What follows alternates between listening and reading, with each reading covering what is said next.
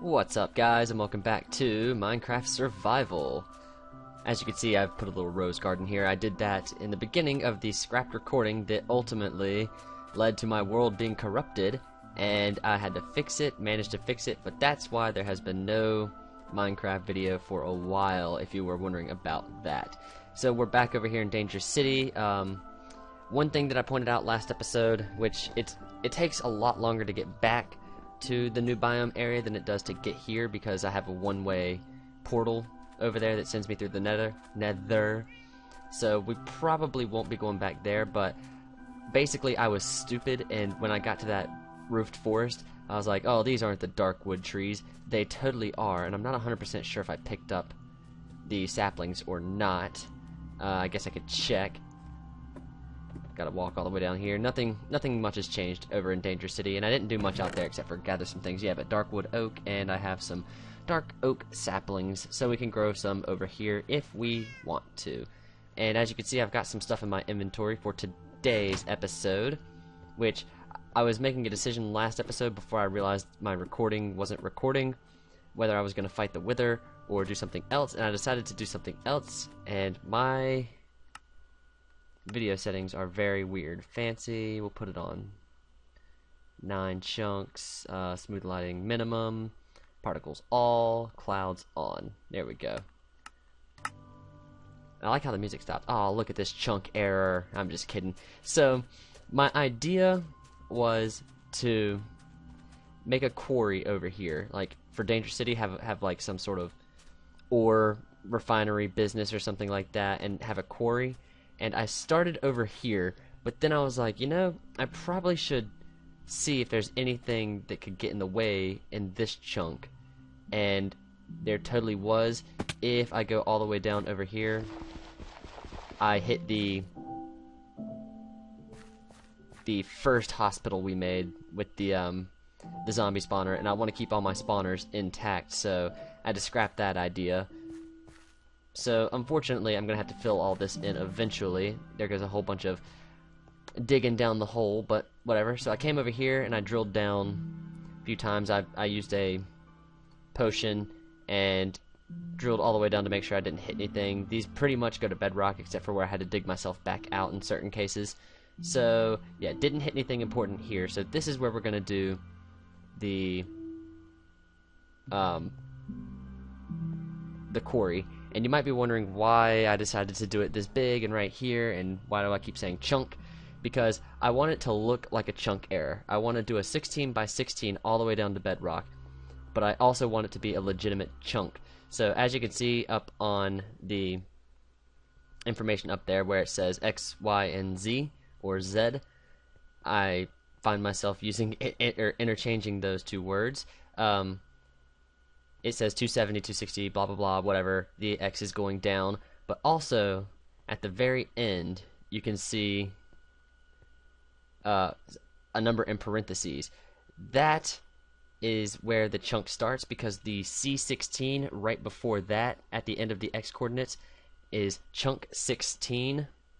And if you go down to the Z coordinates, where it says C9, is chunk 9, and right next to it, it is 0. That is because we are in chunk 16-9, and we are in the 0 position of it, and they are 16 meters long, or blocks long. So we can go all the way out here. Try not to fall in those holes because it will spell my death. And it goes all the way to 15 because it starts at 0. And if we go one more, you will see that we are now in chunk 17-9, and over this way 17, 16, 10, and blah blah and all that stuff. So this is a legitimate chunk right here. It is a full chunk, and that's not what we're going to be doing this episode, because, you know, it would require me to go get my beacon, because this took forever to do without a beacon with haste on it.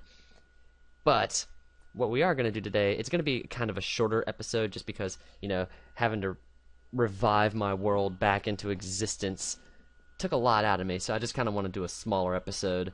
And yeah, well, when you're doing branch mining or speed mining, which is now becoming very popular thanks to Mr. Etho and Seth Bling, you tend to get a lot of things like tons of cobblestone and dirt and stuff like that. And cobblestone you don't really need. You never really truly need cobblestone. unless you have a huge cobblestone building and you need as much of it as you can get. But for the most part, you can just use a cobblestone generator and get cobblestone back. So what I want to do is I want to make something that can destroy all the cobblestone that I don't need, because I have multiple double chests filled with cobblestone. So I want to make a little something that will incinerate it.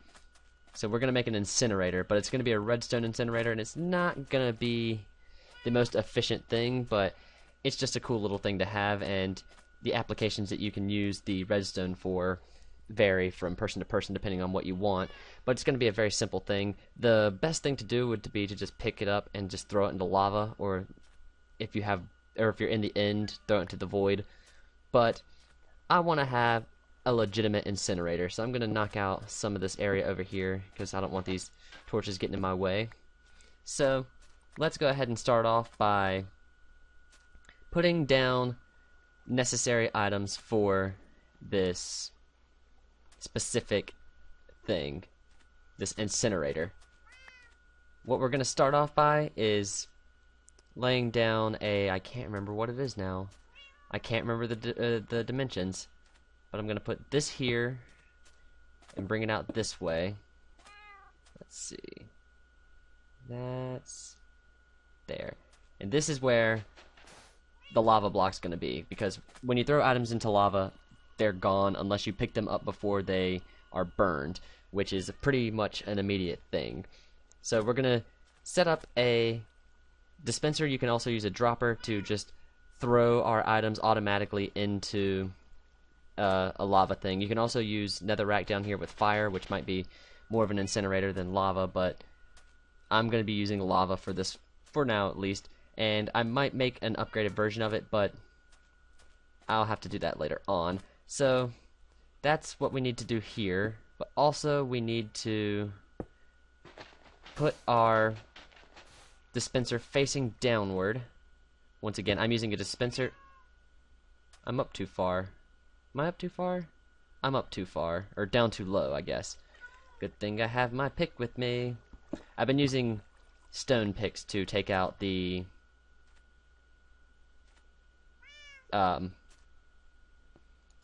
chunk area, which I'm probably going to be working on that every once in a while, so I'll point it out in the next episode how much work I've done with it and all that stuff, so you guys aren't just completely out of the loop, because I do want to dig it all the way down to bedrock. I want it to look like a legitimate chunk error. So like you walk over there and it's like, wow, there's a chunk error, and then you look down and just bedrock at the very bottom with everything mined out, which is going to give me a ton of resources. That's 16 by 16 by like 90 some, or not 90 some, what are we at? We're at y equals 72, so we'll say like 60 some, because there are caves in between there that won't get me too many blocks because it's a hollow area. But back to the build. So let's see, get this back, knock this out and this out, and now I can see where I need the dimensions to go. Alright, so I'm going to come back from the dispenser here a little ways, and see, that goes there, and 1, 2, and there we go. So you need to make a 4 by 6 rectangle, excluding this part right here, and put these two things here, and you'll see why here in just a second. So the main thing for this is we want it to be able to sense that there are things in here. We're just going to be putting them directly into the dispenser to be pushed down into the lava. So what we're going to need is a redstone comparator to tell us when that happens, but we also needed to give a full signal and bring it down this way. And I'm going to leave this alone for a second so I can show off one of the more popular clocks now that the comparator is in the game, and that is a rapid pulsing. It's not really a clock, it's more of a rapid pulsar, but if you put it in this configuration and put it into subtractive mode, when there's a signal here from like a redstone torch, it will flash very rapidly, and that is what we're looking for to do our incinerator. So we'll just knock that off and bring this around here. So now when there's anything in here, it will pulse rapidly. See how it's rapidly pulsing? But there is one problem with that, and that is when you put it like there, it's pulsing too rapidly, or it's pulsing too rapidly to keep up with this. But there is a way to trick it out, and I need my stone bricks back, and that is to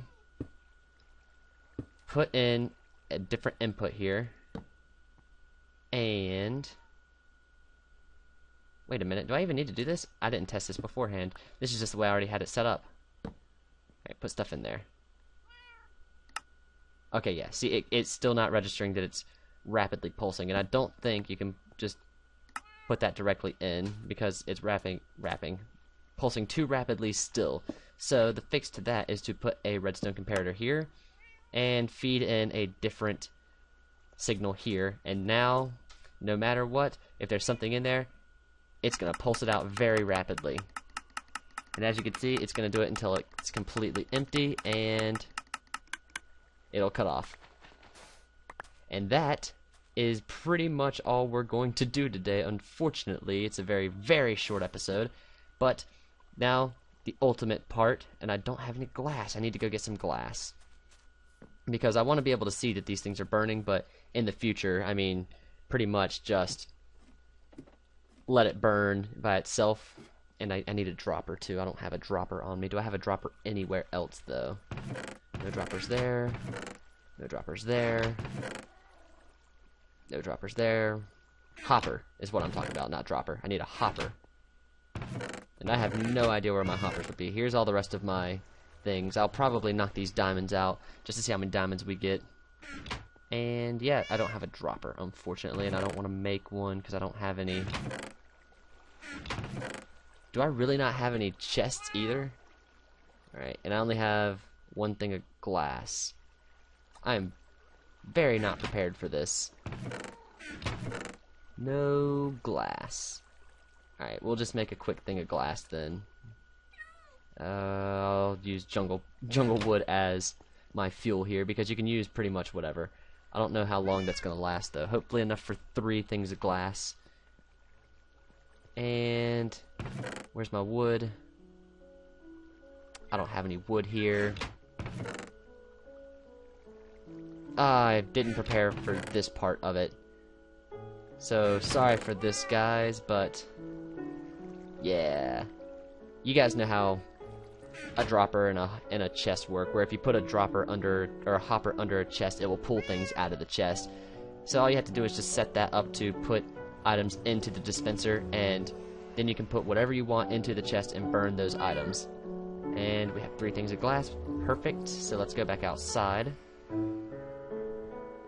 Once again, I know this is kind of a boring, tedious episode and very short. It's going to be very short, but I gotta get back into the groove of things and whatnot and recover from the fact that I almost lost my world, which is terrible. So we'll put the lava down now and cover that up with glass. Put this here to make it look cooler.